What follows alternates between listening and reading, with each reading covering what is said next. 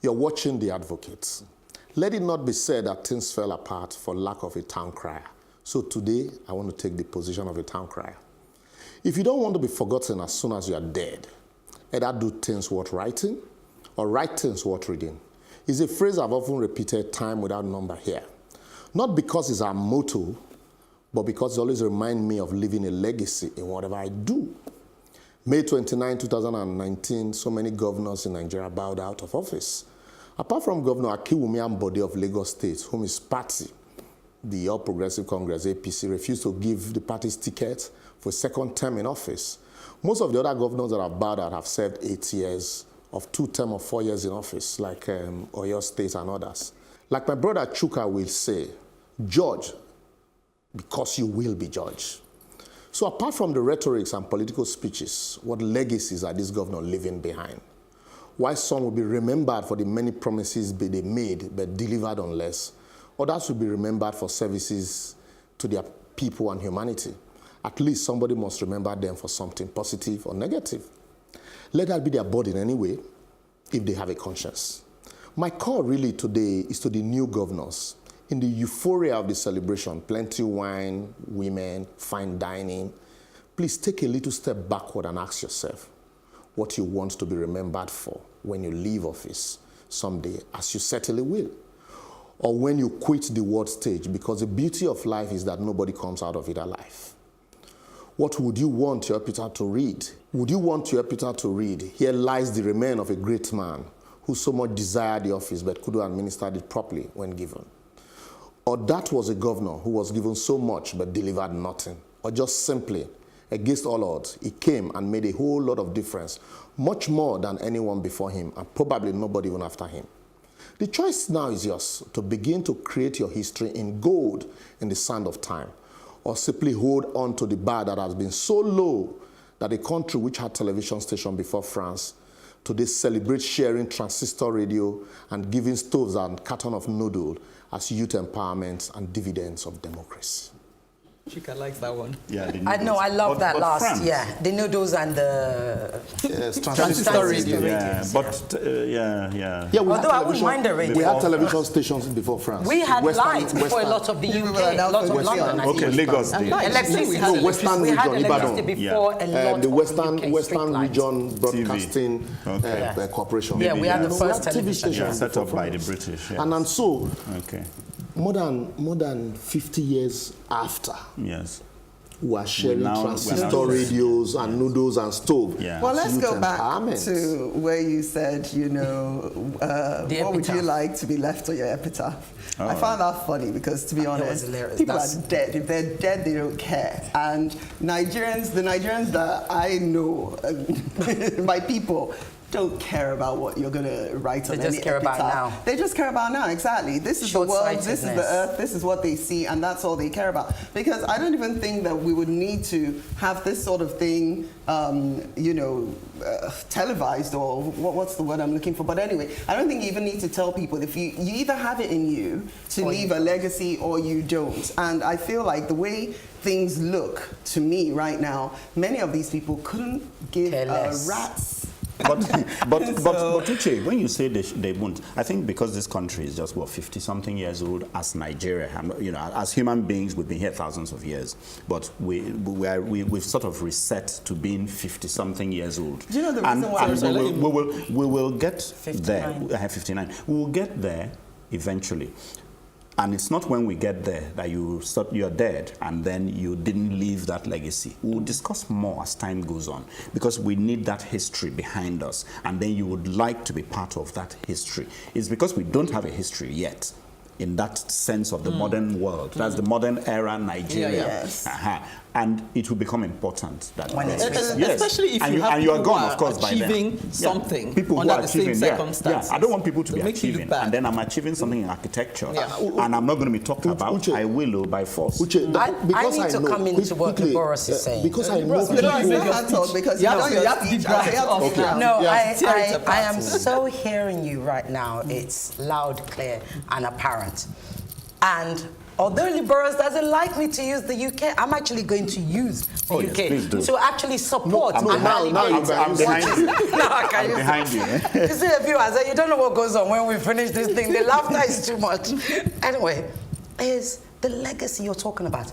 Look at Theresa May. Incompetent as she is, she refused to go because she wanted to have a legacy to be the one that delivered Brexit. Yeah. And that's what was driving her. couldn't. Selfish as it might be. And I think that's what it is that, and I think perhaps that's also part of what you're saying is that if you're driven by a legacy, then you become, it's selfish and motivated and you're focused.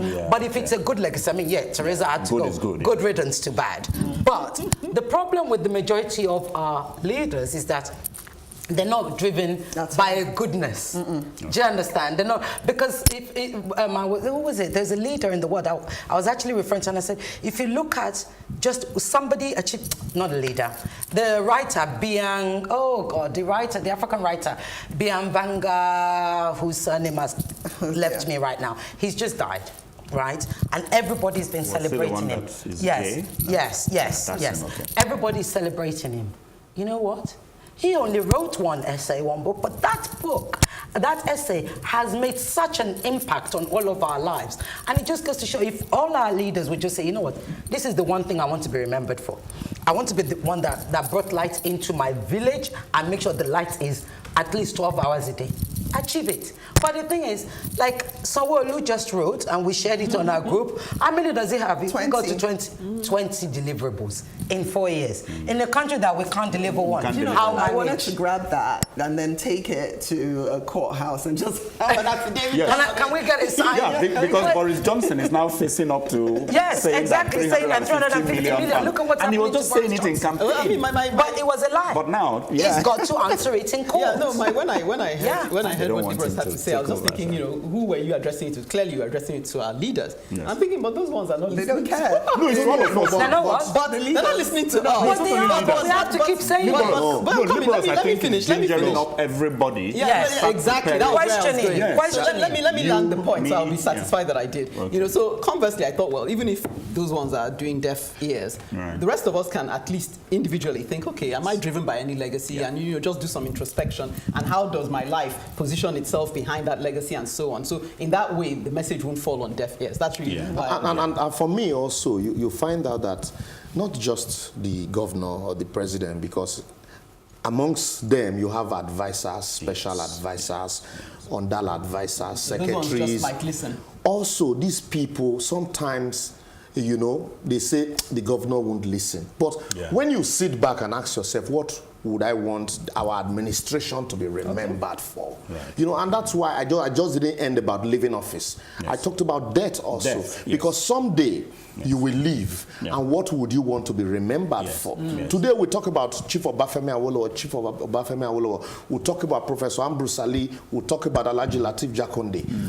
So how much of these governors that came into office in 1999 to 2003 do we remember? Some of them are still alive today, and they probably are feeling bad that oh, look, I had the opportunity, I didn't leave a legacy. That's how Obasanjo is feeling now. And so let's also, those that are going in there.